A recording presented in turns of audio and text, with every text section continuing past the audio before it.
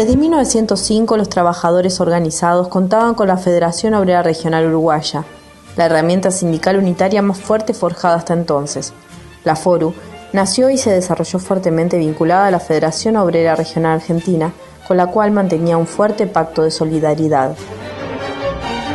La FORU, enfrentada al gobierno represivo de Williman, al segundo gobierno de Valle y al también represivo gobierno de Viera, debió poner a prueba su capacidad para enfrentar la reestructura capitalista que se operaba en el país. Los militantes obreros, consecuentes con su vocación internacionalista, se posicionaron también frente a los acontecimientos más importantes de la época. En 1911 se llevaba a cabo el tercer Congreso de la FORU, con la participación de delegados de más de 40 sociedades de resistencia. Los debates se centraron en la necesidad de definir estrategias para reorganizar el movimiento obrero y superar los duros reveses del periodo anterior. Los afiliados a la FORU rondaban los 7.000 trabajadores, algo menos que el 10% de los trabajadores ocupados en la capital. Todos los congresos de la Federación reafirmaron la voluntad emancipadora de los trabajadores. En cuanto a las definiciones ideológicas, el Congreso Obrero se declara en lo político libertario, en lo económico comunista y ateo en religión. Los militantes de la FORU se destacan por una fuerte reivindicación de la ética y la moral, la permanente propensión a la formación, la abnegación militante, la aversión a la autoridad y la promoción de la acción directa como método. Este tercer congreso se desarrolla en una coyuntura de cruentas luchas con las patronales y el gobierno de Valle. En la primera mitad del año hay más de 40 estallidos huelguísticos y sobre fines de mayo tuvo lugar la primera huelga general en apoyo a los trabajadores tranviarios que luchaban contra los despidos de sus principales militantes en las dos empresas de tranvías. El nivel de acatamiento de la medida gremial fue casi total y la ciudad amanecía sin los clásicos tranvías. La huelga se desarrolla en medio de un inusitado despliegue policial por las calles de Montevideo, con el claro propósito de amedrentar a los trabajadores en conflicto y dejando claro que el gobierno de Valle respaldaba a las patronales. El fortalecimiento y la disposición a la lucha que logra la FORU en este tercer congreso permite que la huelga de apoyo a los tranviarios termine con una victoria y con el reintegro de los militantes despedidos. Del 1 al 4 de noviembre de 1912, la FORU realiza su cuarto congreso. En este se decide el inicio de una colecta para la compra de una imprenta propia y realizar una manifestación contra la represión en Argentina. El proyecto llamado de 8 horas, aprobado en el Parlamento en 1913, no hacía otra cosa que plasmar en ley una larga lucha de nuestro movimiento obrero, simultáneo a otras luchas en lo internacional y latinoamericano. Fue ella la que arrancó esta importante conquista que tanto significó para la vida proletaria. Pero como tantas veces la ley, que se concreta recién en 1915, fue letra muerta, cuando la exigencia combativa de los gremios no la imponía. Por eso seguirá durante mucho tiempo la lucha por las 8 horas.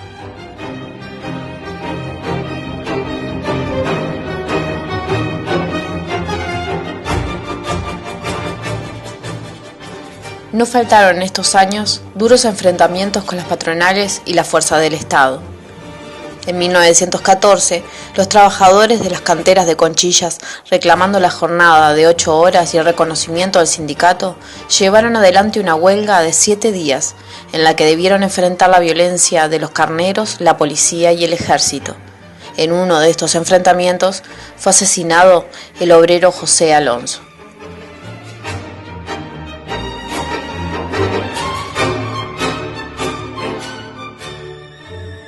En los años 1916 y 1917 hubieron combativas huelgas de los obreros de los frigoríficos, apoyados firmemente por los vecinos del barrio. Unos 6.000 obreros llevaron adelante estas medidas y la FORU la respaldó con una huelga general.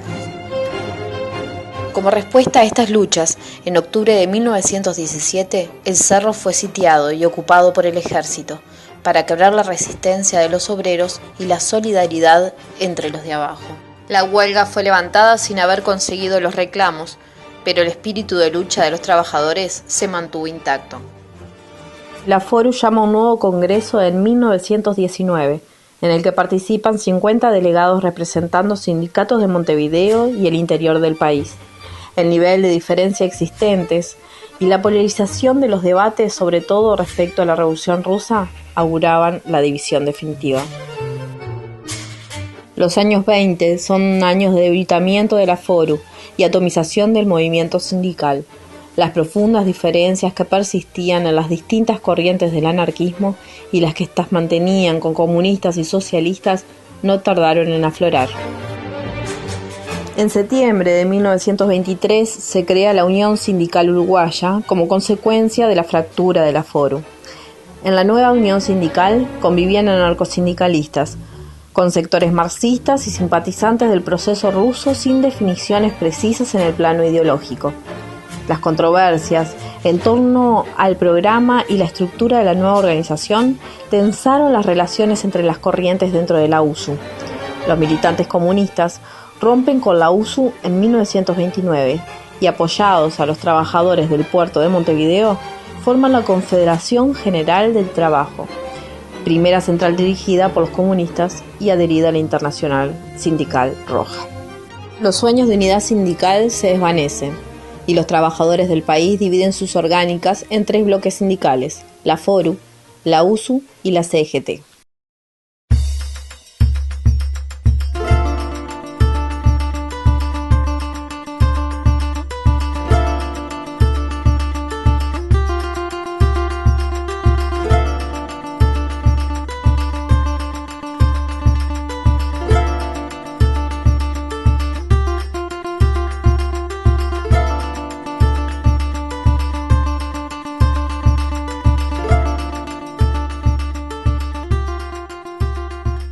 Los imperialismos europeos, empujados por su desarrollo y ante la finalización del reparto del mundo, entran en un proceso de enfrentamiento que desembocará en la Primera Guerra Mundial. El Tratado de Versalles con que se cerró esa guerra no significó ni una garantía de paz duradera, ni mucho menos un cese de la puja por el reparto del mundo y el control del mercado mundial. Fue, como quien dice, un alto al fuego provisorio que duraría 20 años. La guerra genera un escenario favorable para el sector explotador uruguayo, que aprovecha la bonanza económica circunstancial para desarmar al movimiento sindical y disminuir su prédica entre los explotados. En 1915 asume Feliciano Viera, impulsado por los sectores más reaccionarios de la burguesía local y los terratenientes. Aumenta el costo de vida como consecuencia de las políticas especulativas del empresariado, que veía aumentar sus ganancias favorecidos por el aumento de sus exportaciones como consecuencia de la Primera Guerra Mundial. Se producen despidos masivos en la industria y se rebajan los salarios. Conjuntamente con la represión y los ataques al sindicalismo se promueven una serie de leyes relativas a los trabajadores para orientar las expectativas de estos hacia los gobiernos y quitarles prestigio a los sindicatos. El proyecto de ley de jornada de 8 horas se aprueba en 1915. Reglamentación de trabajo de menores aprobada en 1916. Proyecto de préstamo a los obreros para vivienda que finalmente no se aprobó. Ley de declaración del 1 de mayo como fiesta del trabajo aprobada finalmente en 1916. Proyecto de ley del trabajo nocturno aprobada con atenuaciones en 1918. Ley de la silla relacionada a las condiciones de trabajo de las mujeres, aprobada en 1918. Proyecto de pensiones a la vejez e invalidez total, sancionada en 1919.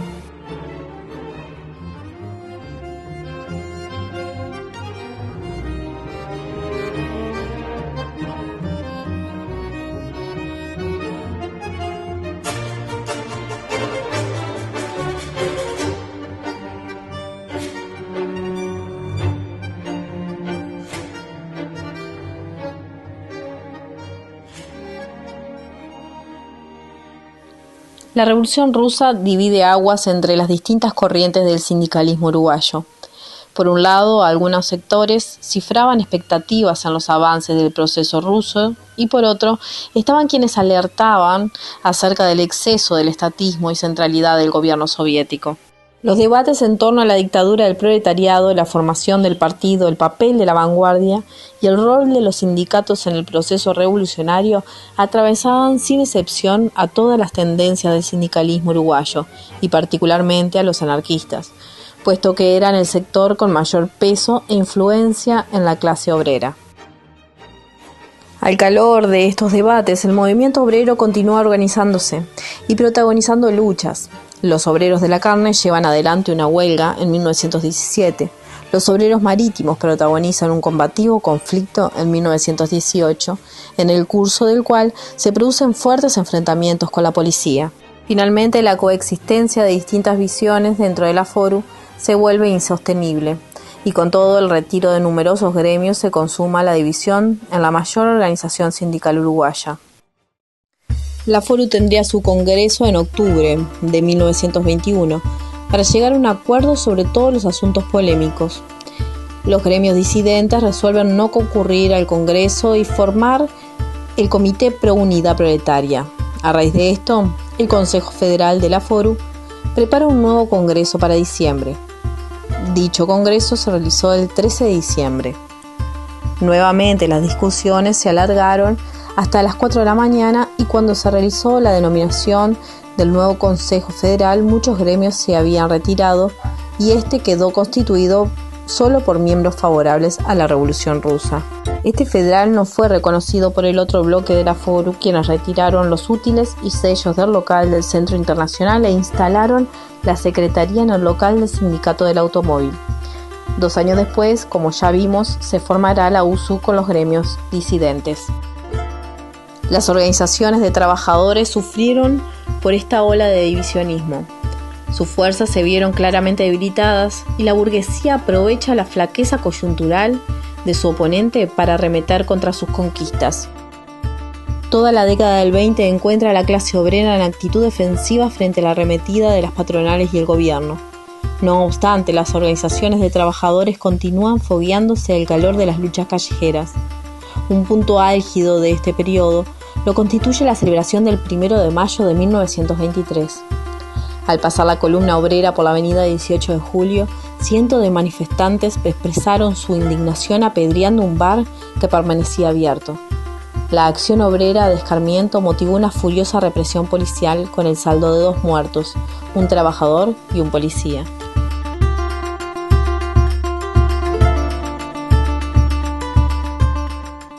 La crisis económica mundial, que tuvo su pico en 1929 con el derrumbe de la Bolsa de Valores de Nueva York, se extendió prácticamente todo el periodo entre guerras y, como pasa siempre, el peso de esa crisis cayó sobre las espaldas de los trabajadores. En Uruguay, la crisis provocó la caída de los precios internacionales de los productos de exportación, carne y lana, y como consecuencia la caída del salario real y aumento de la desocupación. El censo de 1930 arrojó un 25% en la industria. Los trabajadores debilitados y divididos y las patronales unificadas en el Comité de Vigilancia Económica determinaron que la respuesta sindical fuera muy débil.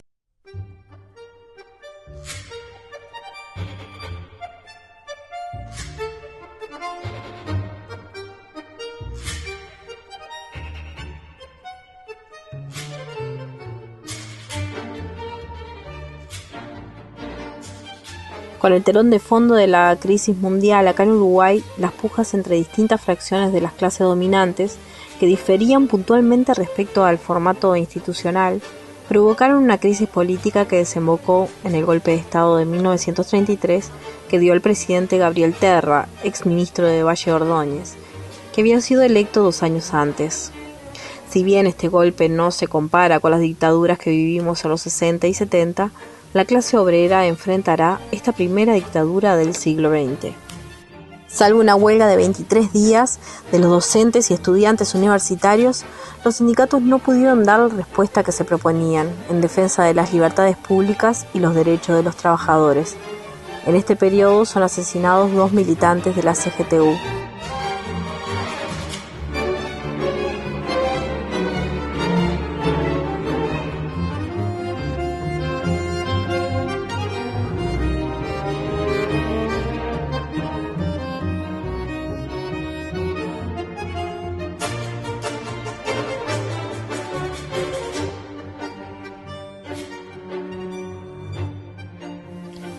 Los cambios tecnológicos profundizaron algunos efectos que ya venían de la primera revolución industrial, como por ejemplo la tendencia a concentrar en grandes superficies varios oficios que antes estaban separados.